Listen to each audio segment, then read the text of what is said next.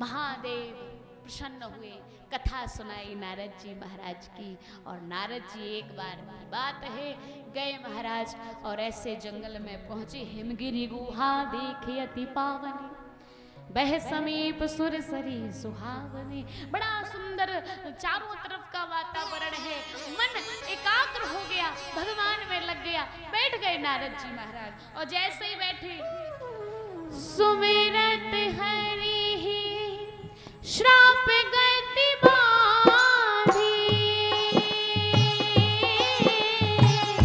सहज विमल मन लागी समाधि। राम सिया राम सिया राम जय जय राम, सिया राम जय जय राम।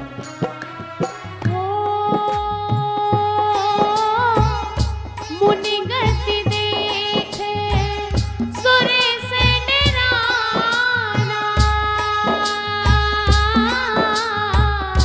काम ही हो लेकिन सन्माना। राम सिया राम सिया राम जय जय राम, राम सिया राम जय जय राम। नारद जी महाराज सुमिरत हरि ही श्राप गति बांधी। कौन सा श्राप? दक्ष ने श्राप दिया था कि एक घड़ी से ज्यादा कहीं ठहर नहीं सकते, और ये श्राप को बांध दिए। अच्छा, श्राप को बांधने की ताकत किसमें है? सुमिरत हरि ही। जब भगवान का नाम जप करोगे तो कोई भी बड़ा से बड़ा श्राप हो तो उस श्राप को बांधने की शक्ति राम नाम में है, भगवान के नाम में। ऐसा मन लगा कि इंद्र का सिंहासन डोलने लगा। इंद्र को चिंता रहती कुर्सी की, सिंहासन है ना, ये बड़ी बुरी चीज है महाराज। ये पद जो है, सिंहासन की चिंता, कुर्सी किसी को मिल ना जाए, किसी के पास चली ना जाए। कैसे समाधि से मन हटाए, कामदेव को बुलाया और जैसे ही काम को बुलाया कहा कि जाओ जाकर के प्रभाव अपना दिखाओ जिससे ये भजन ना कर पाए। कामदेव गया, कामदेव ने चारों तरफ प्रभाव अपना फैलाया, लेकिन महाराज की तपस्या पर कोई असर नहीं पड़ा। अच्छा देखो, जब कामदेव भी हार गया तो इसने क्या अपनाया? 3 चीजें अपनाई। एक बढ़िया फूलों का हार लिया और फूल का हार गले में डाला और अधिक प्रशंसा की महाराज की। हे नारद जी महाराज, आप तो धन्य हैं। अरे जो शिवजी भी नहीं कर पाए वो काम आपने कर दिया। फूलों का हार पहनाया, पहली बात। दूसरी बात अधिक प्रशंसा की, और तीसरी बात प्रणाम ज्यादा किया। अगर कोई व्यक्ति ना सुने तो अगर ये 3 चीजें करोगे ना, कोई आपके सामने ये 3 बातें ज्यादा करते दिखाई दे तो समझ लो कि इसका कोई बड़ा से बड़ा काम है जो ये अपने से करवाना चाहता है। आपको फूलों का हार पहनाए, फिर आपकी भूरी भूरी प्रशंसा करे। महाराज आपके जैसा तो कोई है ही नहीं, चारों तरफ आपकी जय जयकार, आपकी ख्याति फैली हुई है, आपके बारे में न जाने कितनी जय जयकार करेगा, कितनी अच्छी अच्छी प्रशंसा करेगा, और बार बार प्रणाम करे, बार बार चरणों में झुके, बार बार। तो सावधान हो जाओ। महाराज कामदेव से तो कामदेव ने कुछ नहीं बिगाड़ पाया, लेकिन काम ने जो ये 3 कार्य किए इससे महाराज हार गए, इससे हार गए। अच्छा, प्रशंसा कोई करे तो सावधान होना चाहिए। एक बार एक मूर्तिकार था, मूर्ति बनाने वाला, वो एक ज्योतिषाचार्य से मिला तो ज्योतिष देखने वाले ने कहा मूर्तिकार से, भैया तुम्हारे जीवन में लिखा है कि तुम्हारी मृत्यु 1 महीने के बाद ठीक इसी दिन इसी तारीख को हो जाएगी। जो दिन था, अब चाहे वो सोमवार मंगलवार, कोई दिन इसी दिन इसी तारीख को होगी। तो 1 महीने बाद उसका दिमाग घूमा, उसने सोचा अब हम क्या करें। वो एक सज्जन से मिला, सज्जन से कहा कि देखो महाराज ऐसी ऐसी बात कह रहे हैं, हम क्या करें। सज्जन ने कहा देखो तुम तो इतने अच्छे शिल्पकार हो, इतनी अच्छी मूर्ति बनाते हो, तो तुम अपने जैसी 8 मूर्तियां बनाओ, और अपने जैसी 8 मूर्तियां अपने बगल में रख देना, और जब यमराज आएंगे तो पहचान ही नहीं पाएंगे। बोले तुमने बड़ी अच्छी बात कही। अब इसने अपनी जैसी 8 मूर्तियां बना, ये बीच में लेट गया, 4 इस तरफ 4 इस तरफ। समय हुआ, 1 महीना बीता, यमराज आए।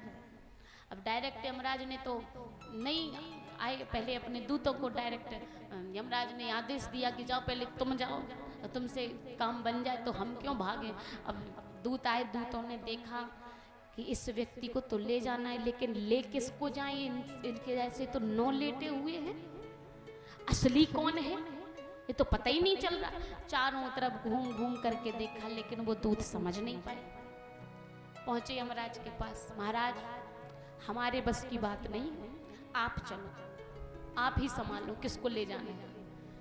अब यमराज आए, यमराज ने देखा कि एक शकल के 9, अब ले तो एक ही को जाएंगे, ये तो 9 पड़े, अब हम ले किसको जाएं। यमराज की बुद्धि घूमी, ब्रह्मा जी को बुलाया, ब्रह्मा जी से कहा, ब्रह्मा जी देखो आप तो सृष्टि के सर्जन हो, हैं सृजन करते हो, और अब आप हमारे इस सर्जन रूपी ऑपरेशन में अपना सहयोग जरूर करें कि किसको ले जाए, हमें पता नहीं चल रहा, आपको पता होगा। ब्रह्मा जी ने कहा देखो हम जब जाएंगे तभी बता पाएंगे। ब्रह्मा जी आए, ब्रह्मा जी भी नहीं पहचान पाए।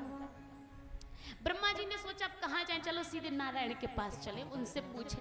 भगवान नारायण से पूछा तो नारायण ने कहा देखो अगर तुम उनको नहीं पहचान पा रहे हो तो उसकी प्रशंसा करो, और प्रशंसा तुम शुरू करो, फिर देखो वो खुद चल करके आएगा। अब ये गया, और जैसे ही यमराज के दूत और ब्रह्मा जी भी देख रहे थे दूर से कि क्या होता है। अब जैसे यमराज आए, यमराज ने कहा देखो भैया आज तक हमने ऐसी मूर्तियां नहीं देखी। अरे चक्कर में तो ब्रह्मा जी भी पड़ गए कि हमने भी ऐसी मूर्ति नहीं बना पाई। ऐसी मूर्ति बनाने वाला कौन है, अगर सामने आ जाए तो हम उसको इनाम देंगे, पुरस्कृत करेंगे, बढ़िया पुरस्कार देंगे। सामने एक बार आ जाए, और जब बहुत प्रशंसा होने लगी उसकी, और कई बार जय जयकार होने लगी, प्रशंसा होने लगी, तो जो असली था वो खुद ब खुद उठ करके आ गया। बोले महाराज हम हैं, हमने मूर्तियां बनाई हैं, और हमारी कला में कोई कमी। अरे बोले तुम्हारी कला में कोई कमी नहीं है, इसलिए तो हम कंफ्यूज हो रहे थे कि ले किसको जाए, चलो अब तुम सीधे। तो ये कहने का तात्पर्य क्या है कि प्रशंसा जो है, ज्यादा कोई आपकी प्रशंसा करे तो समझ जाओ कि इसका कोई काम बन रहा होगा, इसलिए प्रशंसा कर रहा है। नारद जी की स्त्री प्रशंसा की, कामदेव ने बहुत प्रशंसा की। नारद जी बहुत भूल गए अपने आप में, और फिर नारद जी ने सोचा कि अब हम उन्हीं के पास जाएं जो कामदेव से हार गए थे। भगवान शिव जी के पास गए तो खूब अपनी बड़ाई प्रशंसा की बात कही, चारों तरफ जय जयकार, ब्रह्मलोक में जाए उधर जय जयकार। आहा महाराज जी को अहंकार आ गया, अभिमान आ गया। बार बार महाराज ने कहा, शिव जी ने बार बार समझाया कि जो हमसे कह रहे हो भगवान विष्णु से मत कहना, लेकिन बात नहीं मानी और गए विष्णु जी के पास। एक बार करतल वर बीना, बीड़ा बजाते हुए, और बड़े आनंद के साथ गए। जो राम नाम नारायण नारायण गाते थे महाराज, आज इन्होंने ना तो राम राम ना नारायण, यहाँ तो आए हमारे भगवान उठ करके और स्वागत करने लगे। लक्ष्मी जी ने सोचा कि ऐसा तो हमारे प्रभु ने कभी नहीं किया कि नारद जी आए हो अपने आसन से उठ करके नारद जी को बुलाएं, हृदय से लगाएं, कभी नहीं किया। गोस्वामी जी दर्शन करा रहे हैं। एक बार करे तलवर वीणा, एक बार कर वीणा, गावत हरि गुण गान प्रवीणा, गावत हरि गुण गावत वीणा, हरस मिले उठ न मान के ता, बैठे आसन रिसह समेता, हरस बैठे मिले आसन रिसह समेता, बैठे आसन रिसह समेता। लक्ष्मी जी ने कहा प्रभु आप उठ करके उनको लेकर के आ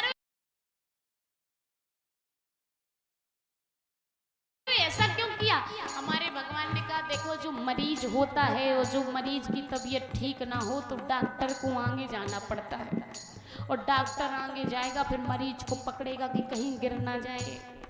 इसलिए आज नारद जी मरीज बन करके आए हैं। इनको बुखार आ गया है, अभिमान रूपी बुखार। अब उसको दूर करना तो हमारी जिम्मेदारी है। भगवान की लीला बार बार बड़ाई करते हैं और बार बार नारद जी महाराज कहते हैं आपके ही प्रभाव से हुआ है, आपकी, लेकिन अभिमान को दिख रहा है। भगवान ने कहा नारद तुम्हारे अभिमान को हम ज्यादा देर तक टिकने नहीं देंगे। और आगे की लीला, समय हो गया है 5:54। आज हम सोच करके आए थे कि आज कथा में धनुष यज्ञ तक पहुंच जाएंगे, लेकिन अभी हम यहीं अटके हुए हैं, भगवान का जन्म भी नहीं हुआ। इसलिए आइए थोड़ा गाड़ी बढ़ाएं और थोड़ा चलें, क्योंकि नहीं तो हम लोग यहीं बने रहेंगे। कथा श्री रामचरितमानस हरि अनंत, हरि कथा अनंता, कहाँ ही सुनहि सब बहुविधि संता। इसलिए भगवान ने बड़ी लीला की। आप सब जानते हैं विश्व मोहिनी के रूप में राजा शील निधि का वो सुंदर नगर बनवाया। नारद जी गए, नारद जी जाकर के उधर चक्कर में पड़ गए, विवाह की इच्छा हुई, भगवान के पास पहुंचे, प्रभु अपना रूप दो, लेकिन भगवान ने बंदर का रूप दे दिया, वानर का रूप दिया और इधर आगे बैठ गए महाराज। लेकिन जो विश्व मोहिनी भगवान की माया है, ये हमारे ठाकुर जी के गले में जयमाल डाल देती हैं। तो बड़ा इनको कष्ट हुआ जब शिव के 2 गण पास में बैठे थे। उन्होंने कहा कि प्रभु अपना मुख तो देखो। जब जल में देखा बड़ा क्रोध आया कि मैंने तो मांगा था प्रभु से अपना रूप, लेकिन इन्होंने बानर का रूप दिया।